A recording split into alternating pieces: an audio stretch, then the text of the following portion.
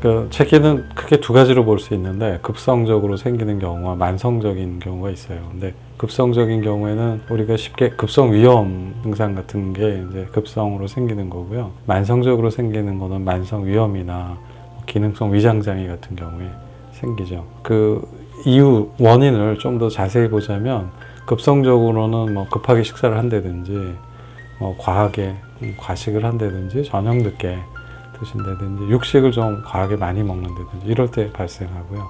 만성적으로는 식습관이 좀 안 좋아서 식사 시간이 좀 불규칙하거나 그다음에 운동을 좀 거의 안 하는 그런 습관이 있거나 좀 아니면 면역력이 많이 떨어져서 기력이 좀 저하된 경우에도 그런 경우에도 발생합니다.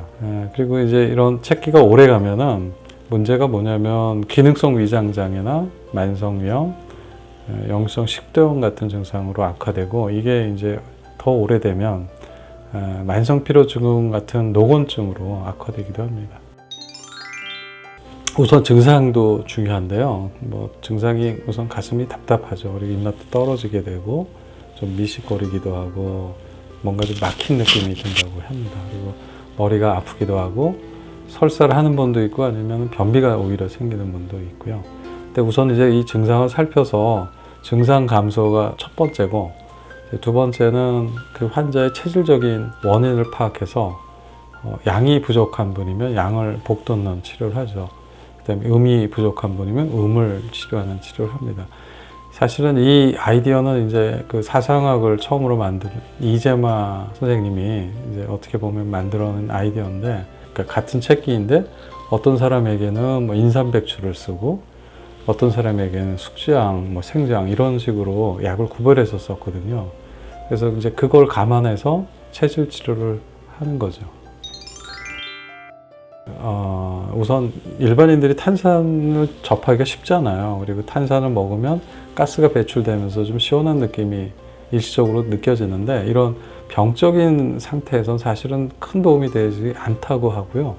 그 다음에 그 탄산 자체가 탄산만 있는 게 아니라 설탕, 과당이나 뭐 이런 설탕 같은 게 들어있기 때문에 그것도 이제 몸에 별로 좋지가 않고, 그 다음에 만약에 위에 염증이 있는 상태에서 탄산이 들어가면 그런 염증을 또 악화시키기도 한다고 합니다. 그러니까 별로 크게 도움이 된다고 볼 수는 없겠죠.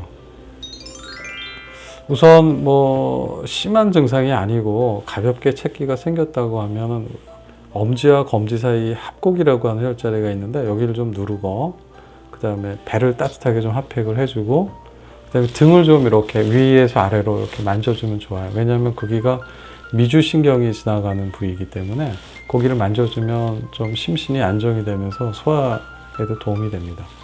그리고 그다음에 신선한 공기를 쐬는 것도 좋은 방법이고요. 그다음에 가장 간단하면서도 가장 효과적인 거는 좀 한두 끼 굶는 겁니다. 네. 그러면은 좀 공복 상태가 되면서 위장이 좀 편해질 수가 있습니다. 물론 따뜻한 물을 마시면서 그 정도 하시면은 도움이 되실 것 같습니다.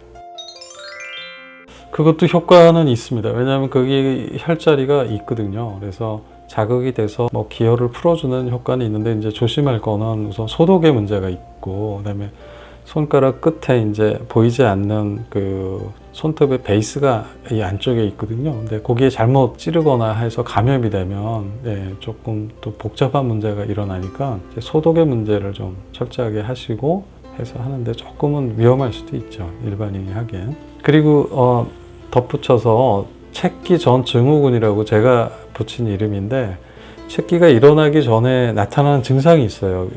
대부분의 분들에게서. 예를 들어서 매운 음식이 막 먹고 싶어지고 평소보다 많이 먹고 또 급하게 먹고 그다음에 밀가루 음식이 더 당긴다고 합니다.